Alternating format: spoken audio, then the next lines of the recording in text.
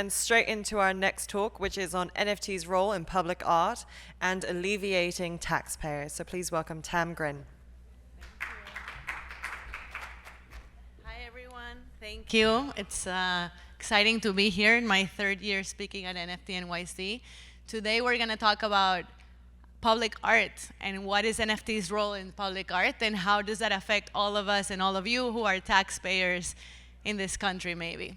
So I'm an art curator. I wrote this book, How to Create and Sell NFTs, which is a guide for artists. I've worked with a lot of the brands that you see here. My research has always been how does art intersect with other industries, because I believe that artists are the moral compass of society. So when they intersect with another industry, they bring their value, they bring disruption, they bring innovation, and in return, they get a new cultural financial model that can help artists in the future. So what is public art? Public art is those big sculptures that you see when you walk around in the street, and guess what? Most of us, we pay for that in our taxes for public art budgets. So public art is for everyone. It's meant to be accessible. It's meant to inspire us. It's meant to make our neighborhoods better, safer, more beautiful. And my goal in this new project that I'm doing is helping to bridge physical public art with the power of NFT technology. Why? Because public art brings artists into the civic decision-making process of cities and politics. It creates a community identity. It creates a gathering place for locals, residents, tourists, etc. So if you think about the world of public art, there's 45,000 agencies that commission public art in the US alone. Out of these 45,000 agencies, each of these commissions 6 public artworks a year, and each of these public artworks have a budget of $280,000. That's a lot of money if you're an artist for a public art project, right? So we work with both government and private commissioning agencies. Government means municipalities, cities, state level, county level, even government, federal government level. And we also work with private developers, which are airports, hospitals, commercial, transportation, universities, educational, office buildings, etc. So what is the problem that we're facing? Public artists, which are mostly physical, and they work with large-scale fabrication and engineering, they don't know anything about NFTs. And digital Web3 native artists don't know the first thing about public art, or especially like high-level engineering, sustainable public art. And these commissioning agencies that have the budgets to create these projects don't know how to incorporate NFTs, or why would they even incorporate NFTs into their processes. So we created our own NFT platform for public art projects called Codamate. So what do? We literally hold their hand and help them throughout the entire process, from teaching them what is Web3, onboarding them, educating the city artists, their lawyers, their finance people, all the way to fabrication and minting. We teach them what is digital fabrication, what are the tools for digital fabrication, which I'll talk about. Education about smart contracts, royalties, gas fees, assistance even setting up their wallets, hardware display solutions. So this is the ecosystem. We use blockchain technology. In order to create NFTs for public art, we use AR, VR, motion capture, video photography, 3D animation. We use minting, obviously smart contract enabling. And we work with artists, creatives, Web3 educators, public art agencies, creative agencies, digital fabricators, and hardware suppliers. So how does it work? This is a project that we did in the city of Atlanta last year. So the city of Atlanta says, we have $450,000 to create a sculpture in front of Martin Luther King Boulevard in the new Mercedes-Benz Stadium, which is one of the most important streets in the city.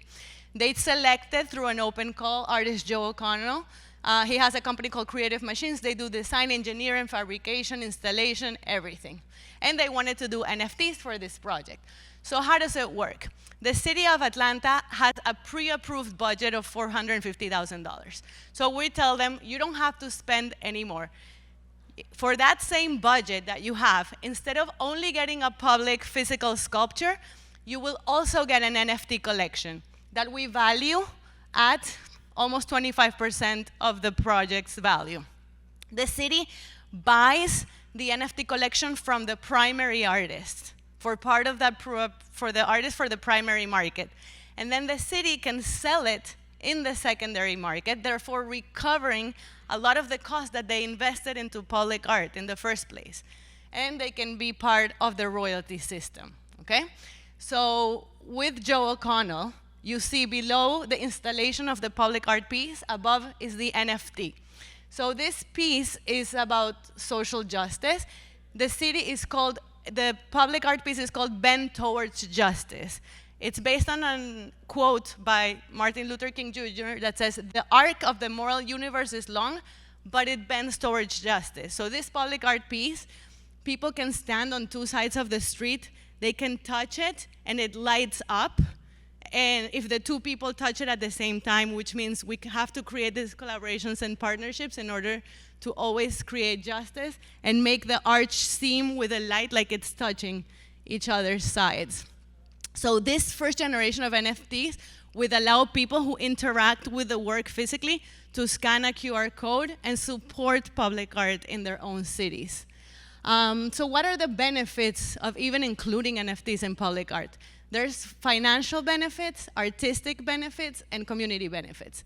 So by getting back funds for public art through the sales of these NFTs, the city can use it to conserve these public art pieces. I don't know how many of you walk around the street after 5 years of a public art piece being installed, it already looks terrible because the city never puts money towards conservation of these pieces.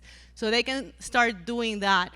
They can also create new public artworks and engage even more artists.